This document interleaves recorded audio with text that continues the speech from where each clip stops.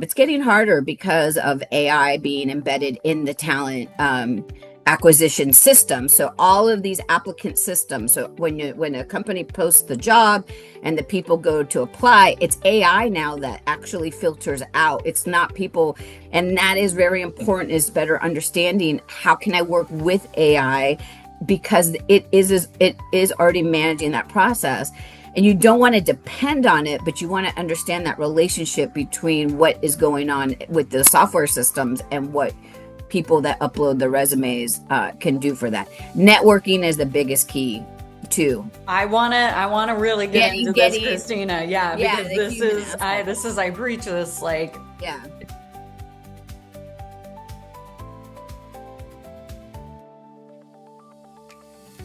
Christina, I'm excited to talk about your work. You are a global talent strategy leader. We've known each other for quite some time through some of the women's networks here in San Diego. And I'm excited about your take on the next generation of talent. First off, talk about the work that you're doing, the company you work for, and just what you are seeing in the market right now. I get the opportunity to work with employees from all around the world. We have employees represented in areas such as the Middle East and India, Australia, and the UK, and it and the US. And so we kind of see this Western and Eastern philosophy when it comes to talent. So typically in the past, I had been so focused just on the Western approach, and so this time I'm able to now see it in a different lens. And what we're seeing in the industry is definitely a shift, right? So we are seeing that AI is starting to bubble up more, and not just how our employees working, but also the tools and the resources that the companies are providing to their customers.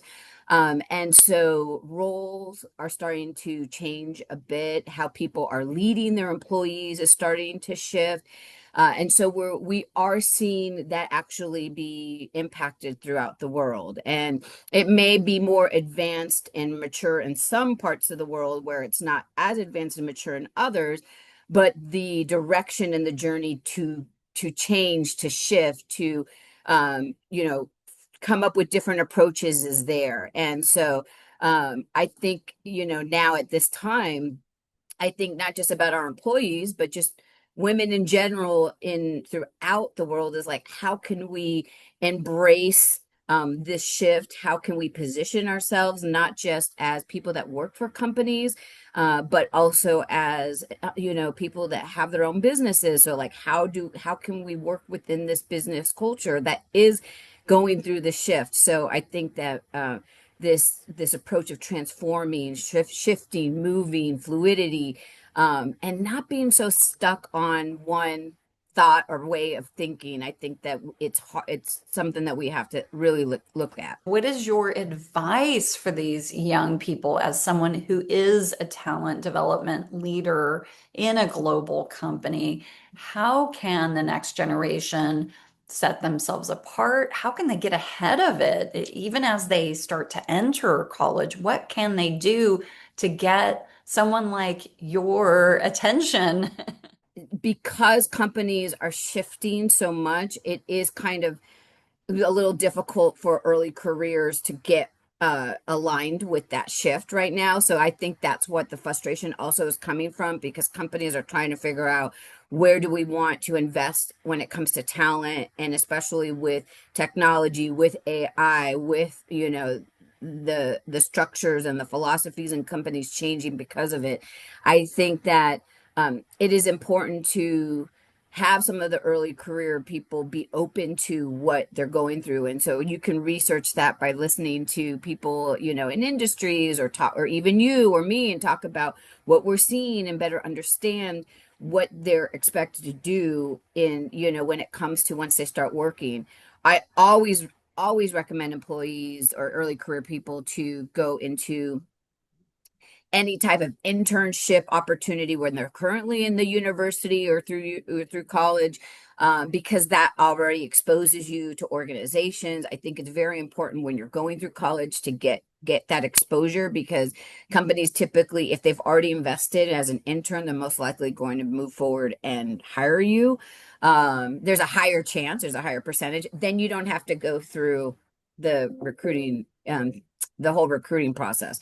But I will say, Felina, that anybody that's looking for a job, it's getting harder because of AI being embedded in the talent acquisition system. So all of these applicant systems. So when a company posts the job and the people go to apply, it's AI now that actually filters out. It's not people. Back in the day, we would have recruiters actually reading resumes and going and saying this person's a match, and that's not happening. AI is already embedded in those softwares and those systems, and so it's kind of like you really need to understand how AI is working so that you could work with it. And that is very important, is better understanding how can I work with AI, because it is already managing that process. And you don't want to depend on it, but you want to understand that relationship between what is going on with the software systems and what people that upload the resumes can do for that. Networking is the biggest key too. It's like I wanna really get into this, getting Christina. Yeah, yeah, because the human aspect. I preach this like Yeah. daily. Okay, so let's really, really get into this because here's the deal. Here's what I hear Yeah. from employers, global companies like yours to small businesses that we support in our community is we post a job, we get 100 resumes in a day, we get 1,000 resumes in a week. We use AI to filter. We are overwhelmed with the amount of applicants we get, and we lean on our networks. When you go to network, you need to ensure that you know exactly what position, because if your resume gets pushed to somebody, then if it goes into the system, they'll tie it back so they can then call, the person in the company can contact the recruiter in the company that is referring them and saying, "Hey, this person applied for this XYZ position. It's open. Can you please make sure you contact them?"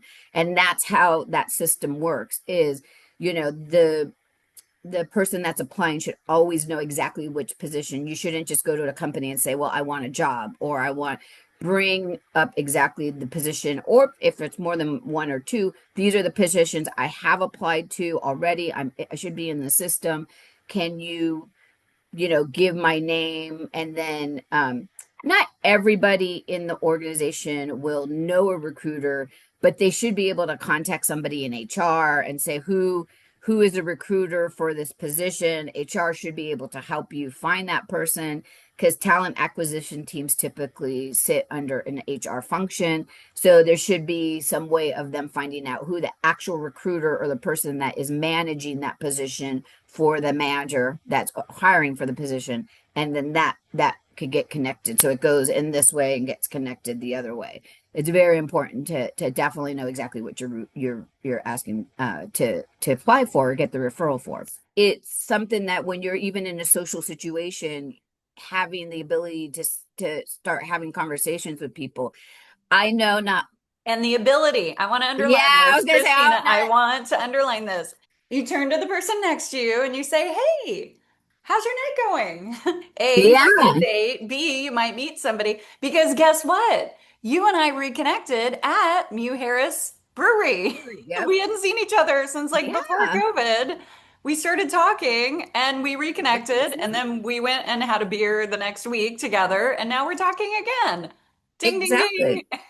ding. Exactly. I can't stress enough. If you're not going to be able to say hi or, get to know somebody, then don't, then networking's not for you, but you're not probably going to get very far. I think that Yeah, that you are is not going to get a job by hitting the apply button. It doesn't work that way anymore. it doesn't work that way, and that is why even in technology nowadays, and when we talk about why it's important to have that relationship with technology, is that there is that human aspect to it, and you have to be able to leverage both.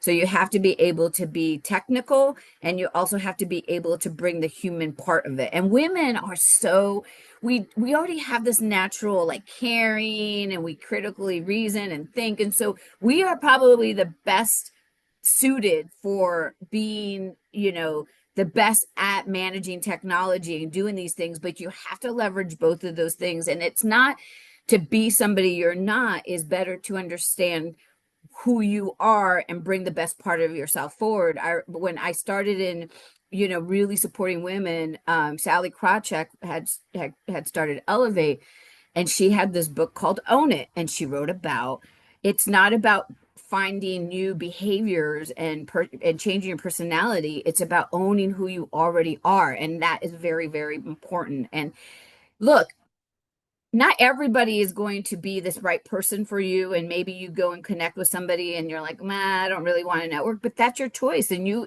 go on to the next person and you find the right fit. It's like putting a puzzle piece together, and it's not about quantity, it's about quality. It's like, who are the people you're connecting with, and that is important. It's that human actual connection, that you find your tribe, you build your board of trustees, it's like all of those things that we've always talked about, is who is going to help elevate you.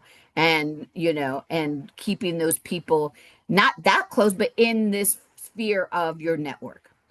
Exactly. And that's where platforms like LinkedIn can come in helpful, because you can keep those folks in your new version of Rolodex. Again, I'm dating myself, but I know. Well, it's so funny to me, Felina, because people seem to be more courageous to connect outside of being in person. So like you always hear people sliding into DMs, or like people meeting, starting, relationships because they slid into DMs, and it's more of, it becomes this person you fall in love with, or you like have this connection with, that you've never physically met. And look, I'm not going to say don't do that, but understand, what, that there is a human component to it, and don't discount the human component, because that is the most important. Because people may show up a certain way while you're in their DMs, but when you get to know them outside of that, then you're kind of like, yeah, wait, you're not exactly the what I was thought you were going to be. So you're totally right. I I see always all those too many. I watch too many of those Netflix series. exactly. I call it bookends. It can Yeah. be a way to start a relationship. It can be a way to continue a relationship, but you need the human element in between. You said something earlier about companies are trying to figure this out as well, and expecting, rightfully so, college grads and entry level folks to embrace AI. But at the same time, I'm hearing this backlash towards AI. We're hearing this right now as all the commencement speeches are coming out, of boos when somebody talks about AI, because this is the rhetoric that we're hearing, that folks aren't getting hired because of AI, right? So this really like push-pull around AI. When you say companies are figuring it out, can you give me an example, maybe even in your own department, of what that means? Yeah, I hear you. I actually, it was really funny. I guess there was a woman from the Cut that had written an article recently, and she talked about this, especially in the women community, about this. You're hearing from like Sheryl Sandberg and Mel Robbins, and from these pretty high profile women that have already been part of this community, saying like, you have to use AI. It's like Reese Witherspoon, like it's required. And there's a lot of women that are against it, because they don't want to have to deal with the tool, or they don't want to be told in this like feminist type of approach that it's required to use this tool to advance women. It's really interesting. I highly recommend you look at that tool, and it's tied to that. Gosh, remember the stories of the girl boss, right? So, Yes. entrepreneur. Interesting. What's happening in organizations is that companies have software. So they bring in, companies use Salesforce, companies use Microsoft products, companies use, HR systems, and those have AI embedded. So what's happening is that companies have to now implement the tool, and it's coming from an IT perspective of saying, well, now we have this tool, and then now that's what's shifting how we work and how do we utilize these tools that are already presented there. AI, it's not that AI you can or can't use it. It's already in your systems that you're using at work. And the thing is that there is no specific way, there is no framework yet. There is nobody has a map. Nobody knows exactly how this goes. I talked to somebody yesterday and we were talking about leadership development. And I said, well, leadership development, you can build programs, you can build things about it because there's theories already in place that there's so many different theories of leadership that you can then create what your culture is in your theory. But with AI, there are no theories. It's everybody's still like going back and forth with it. But you shouldn't wait. People shouldn't wait for their companies to figure it out because it's going to be a journey. It's more of like, wait, I already know how to do it, be aware of how it's going, and then figure out how can I then make it show up with the tools that I have in the workplace. And I think that it's very important that people realize that it's not something that, as I said, it's not something that you need to depend on, but it's something that could be a benefit. And I think that people need to understand that because I think people don't want to say, "Oh, I have to use AI or I have to do this," and you're hearing that, and then it's not like, "Well, I need to depend on using it," but it's definitely a benefit. Well, Christina, thank you so much for your time. I really appreciate it. It's been a pleasure, and I'm always happy to help.